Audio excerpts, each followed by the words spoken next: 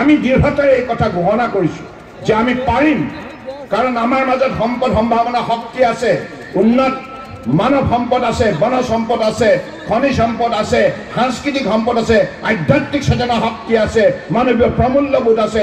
এইখন সমাজ কোনো যুক্তিতে পিছ পৰি থাকিব নোৱাৰে।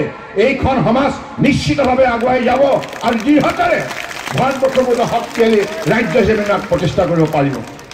গতিকে সেইখিনি আত্মবিশ্বাস জগাই তোলাৰ ক্ষেত্ৰত নৰেন্দ্ৰ মোদী ডাঙৰীয়াৰ যি অৱদান যোৱা 10 বছৰ, এই কথা কিন্তু আপোনালোকে যুক্তি সহকাৰে পৰ্যালোচনা কৰি ইয়াৰ সদ উত্তৰ নিজেই বিচাৰি পাব।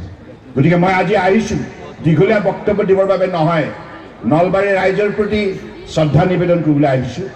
আপোনালোকে মোক বিভিন্ন দায়িত্ব অৰ্পণ কৰিছে, কেতিয়াবা কেন্দ্ৰীয় মন্ত্ৰী হিচাপে, কেতিয়াবা মুখ্যমন্ত্ৰী হিচাপে, আকৌ কেন্দ্ৰীয় মন্ত্ৰী হিচাপে। মই সদায় চেষ্টা কৰিছোঁ যে ৰাইজৰ মৰম স্নেহ আশীৰ্বাদ লৈ ৰাইজৰ দিহা পৰামৰ্শৰ আধাৰত যাতে নিষ্ঠাৰে কাম কৰিব পাৰোঁ। গতিকে মোৰ কাৰ্যকাল সফল কৰে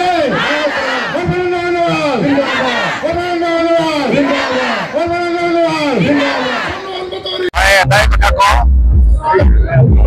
আমাক জনসাধাৰণে জনপ্ৰতিনিধি হিচাপে নিৰ্বাচিত কৰিছে। গতিকে যি দলৰ প্ৰতি জনসাধাৰণৰ মৰম চেনেহ আশীৰ্বাদ থাকে, সেই দলৰ দ্বাৰাহে দেশ সঠিকভাৱে পৰিচালিত হয়। আজি ভাৰতবৰ্ষৰ জনগণে নৰেন্দ্ৰ মোদী ডাঙৰীয়াক যি আস্থা আৰু বিশ্বাসেৰে প্ৰধানমন্ত্ৰী হিচাপে তেখেতক শাসনত অধিষ্ঠিত কৰিছিল, তেখেতে আজি সেই সততাৰ নিষ্ঠাৰে কাম কৰি জনসাধাৰণক ইয়াৰ প্ৰত্যুত্তৰ প্ৰদান কৰিলে। গতিকে আগন্তুক তৃতীয়টো কাৰ্যকালৰ বাবে দেশৰ বৃহত্তৰ স্বাৰ্থত, অসমৰ বৃহত্তৰ স্বাৰ্থত আমি সকলোৱে বিচাৰোঁ, জনসাধাৰণে বিচাৰে যে নৰেন্দ্ৰ মোদী ডাঙৰীয়া সৎ নিষ্ঠাৱান এগৰাকী দক্ষ যোগ্য দেশৰ আদৰ্শবাদী নেতা। তেখেত প্ৰধানমন্ত্ৰী হ'লেহে দেশৰ প্ৰগতি ক্ষিপ্ৰ গতিত আগুৱাই যাব আৰু ইয়াৰ পৰা দেশৰ প্ৰতিগৰাকী নাগৰিক উপকৃত হ'ব। গতিকে আজি অসমত যেনেধৰণে পৰিৱৰ্তন আহিছে, এই পৰিৱৰ্তন সম্ভৱ হৈছে শান্তি, প্ৰগতি, সমন্বয় সম্ভৱ হৈছে নৰেন্দ্ৰ মোদী ডাঙৰীয়াৰ বলিষ্ঠ প্ৰচেষ্টাত। আজি আমি সকলোৱে অসমীয়া হৈছে গৌৰৱান্বিত। ডক্টৰ ভূপেন হাজৰিকা ডাঙৰীয়াক কংগ্ৰেছৰ দিনত তেখেতক ভাৰতবৰ্ষৰ সৰ্বোচ্চ অসামৰিক সন্মান যিটো মৰণোত্তৰভাৱে ভাৰতৰত্ন দিবৰ বাবে অসমৰ ৰাইজে কংগ্ৰেছৰ শাসনকালত তেখেতক আহ্বান জনাইছিল, কিন্তু কংগ্ৰেছে গুৰুত্ব নিদিলে। অসমৰ জাতীয় জীৱনৰ মানে যিগৰাকী হিয়াৰ আমঠু সুধাকণ্ড ডক্টৰ ভূপেন হাজৰিকাক মৰণোত্তৰভাৱে দেশৰ সৰ্বোচ্চ অসামৰিক সন্মান ভাৰতৰত্ন প্ৰদান কৰা ব্যক্তিগৰাকী হ'ল নৰেন্দ্ৰ মোদী ডাঙৰীয়া।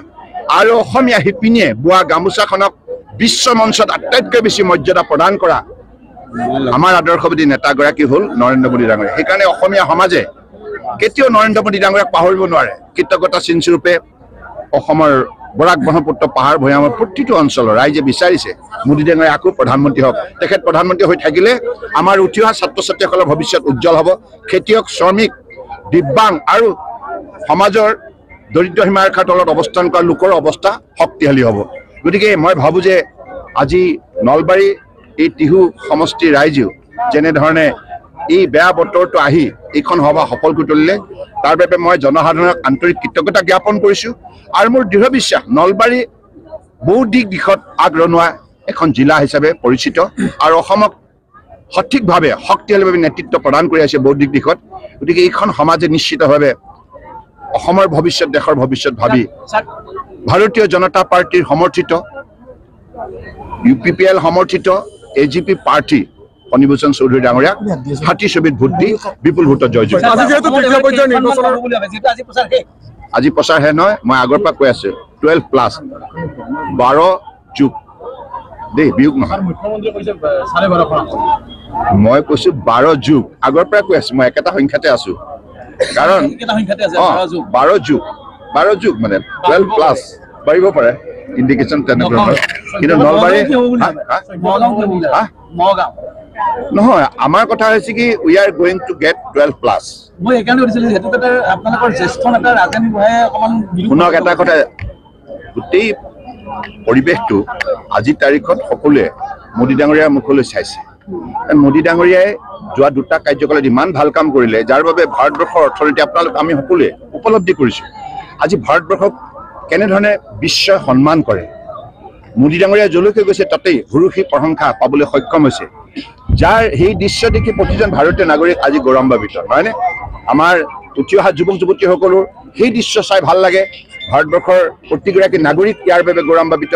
গতিকে দেশক যি সুৰক্ষা, দেশৰ জনসাধাৰণক যি সামাজিক ন্যায়, সামাজিক সুৰক্ষা আৰু অৰ্থনৈতিক উন্নয়ন, আৰু আটাইতকৈ ডাঙৰ কথা প্ৰতিগৰাকী ব্যক্তি সন্মান সহকাৰে জীয়াই থকাৰ যিটো অধিকাৰ ভোগ কৰাৰ সুযোগ মোদী ডাঙৰীয়া কাৰ্যকালত লাভ কৰিছে, কংগ্ৰেছ দিনত সেইটো সম্ভৱ নাছিল। আজি অসমতে কেনেকৈ শান্তি হ'ল? আগতে অসমত হত্যা, হিংসা, লুণ্ঠন, হয়নে, অপহৰণ, বোম ব্লাষ্ট ইত্যাদি ইত্যাদি গোটেই অশান্ত আছিল। মানুহে অনিশ্চয়তাৰ মাজত জীৱন নিৰ্বাহ কৰিব লগা হৈছিল। আজি শান্তি প্ৰতিষ্ঠা কৰাৰ বাবে আজি চৌদিশে উন্নয়নৰ বাতাবৰণ সৃষ্টি হৈছে। গতিকে সেইবাবে আৰু নলবাৰী সাংবাদিক বন্ধুসকল, আপোনালোকতো অত্যন্ত আন্তৰিকতাৰে গোটেই বিষয়বিলাক অনুধাৱন কৰে। গতিকে মই ভাবোঁ যে আজিৰ যিটো দৃশ্য আপোনালোকে দেখিলে, ইমান হাজাৰ হাজাৰ লোক আহিল, ইমান বেয়া বতৰ, আপুনি চক এতিয়া বৰষুণ দি আছে, ৰাইজ কিন্তু আছেই, ৰাইজ মহান, কোটি কোটি প্ৰণাম।